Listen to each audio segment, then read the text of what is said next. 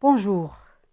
Alors, à travers les notions donc de TMS, de droite de budget, de courbe d'indifférence, d'utilité, nous avons balisé le terrain. Nous avons tous les outils techniques nécessaires pour chercher l'équilibre du consommateur sous l'approche ordinale d'utilité. Alors, on distingue habituellement deux types d'approches quand on veut chercher l'équilibre du consommateur. Il y a l'approche graphique. Alors, l'approche graphique, c'est la confrontation de la droite du budget et de la courbe d'indifférence. Quand on parle de courbe d'indifférence, on parle de l'utilité, c'est-à-dire la fonction objectif du consommateur. La fonction contrainte, c'est la droite du budget. Donc, la méthode ou bien l'approche algébrique, c'est donc celle qui est basée sur trois méthodes, le TMS, la substitution et la méthode de Lagrange. On va commencer aujourd'hui, ou bien dans cette vidéo, par l'approche graphique. Qu'est-ce qu'on entend par approche graphique? De l'utilité ou tout simplement la position tangentielle de l'équilibre. Pourquoi on parle de position tangentielle de l'équilibre?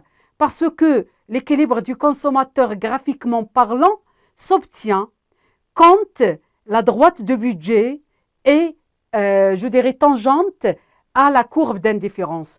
Le point où la droite de budget est tangente à la courbe d'indifférence nous donne l'optimum du consommateur.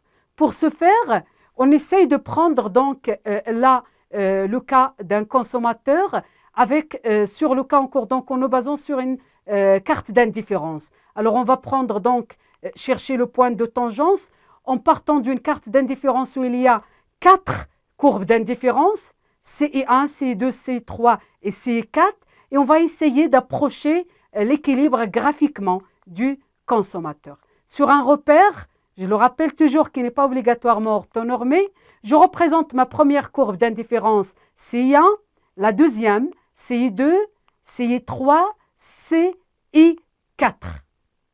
Là, j'ai la droite du budget en vert. Alors, selon la définition graphique ou bien l'approche graphique de l'équilibre, il y a équilibre chez notre consommateur au point où la tangente de la courbe d'indifférence, c'est la droite du budget du consommateur. Donc, bien sûr, avec la droite du budget, nous avons l'ordonnée à l'origine et l'abscisse à l'origine que nous avons déjà déterminé quand nous avons parlé de la droite du budget. Nous prenons un certain nombre de points. Le point F, nous avons vu à travers les propriétés de la courbe d'indifférence que le consommateur préfère toujours plus à moins, mais ici le point F n'est pas réalisable. Pourquoi? Elle est impossible parce qu'il dépasse la capacité financière de notre consommateur. Il se situe en dessus de la droite du budget et nous en avons déjà parlé. Si je prends le point H, elle est possible. C'est une combinaison possible, mais c'est une combinaison qui n'est pas opportune.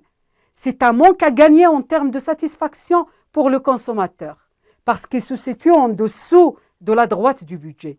Si je prends le point E et G, ils se trouvent tous les deux sur la droite du budget, mais le point G n'est pas opportun parce qu'il n'appartient pas à la courbe d'indifférence. Me reste le point E qui est le point d'équilibre ou l'optimum du consommateur. Le consommateur, avec son revenu représenté ici par la droite en vert et sa droite de budget CI3 atteint son équilibre au point E, ce point a l'abscisse X0 et l'ordonnée Y0, c'est la quantité du bien X et Y qui assure le maximum d'utilité pour notre consommateur, d'où la résolution graphique, bien sûr, de l'équilibre du consommateur.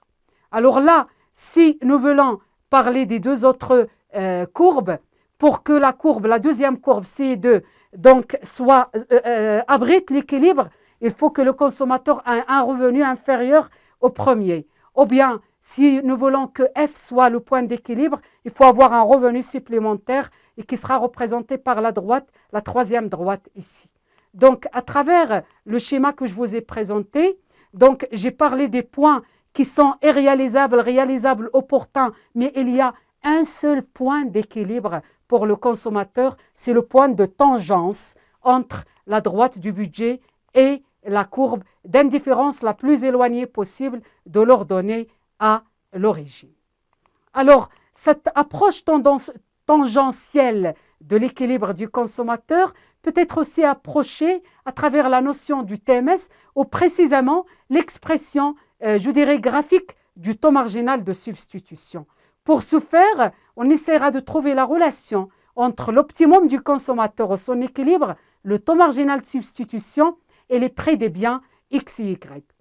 Là, qu'est-ce que nous retrouvons? Nous voyons l'équilibre donc ou la résolution graphique de l'équilibre du consommateur, du consommateur. Le point E, c'est le point d'équilibre, donc parce que c'est le point de tangence donc entre la courbe d'indifférence U0 et la droite de budget. En ce point, qu'est-ce que nous constatons? Qui des points de tangence dit que c'est un point qui appartient à la fois à la courbe d'indifférence et qui appartient à la fois à la droite de budget. Donc, en ce point précis, E, nous avons l'égalité entre la pente de la droite du budget et la pente de la courbe d'indifférence.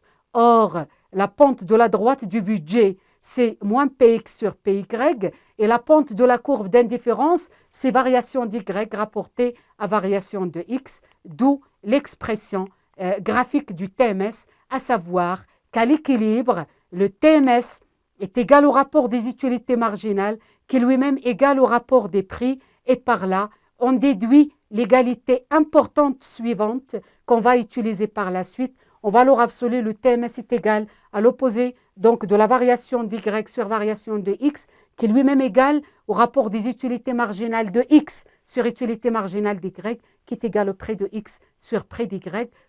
Nous voyons là la combinaison des propriétés ou bien de l'expression économique et graphique du TMS et qui nous servent je dirais, beaucoup, ils nous servent beaucoup pour parler de l'équilibre du consommateur à travers la résolution graphique, bien sûr, de cet équilibre.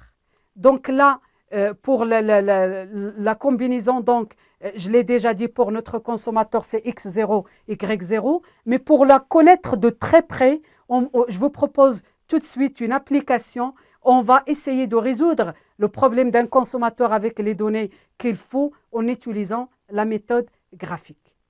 Donc, je vous remercie pour votre attention et à tout de suite pour l'application sur la résolution graphique du problème du consommateur.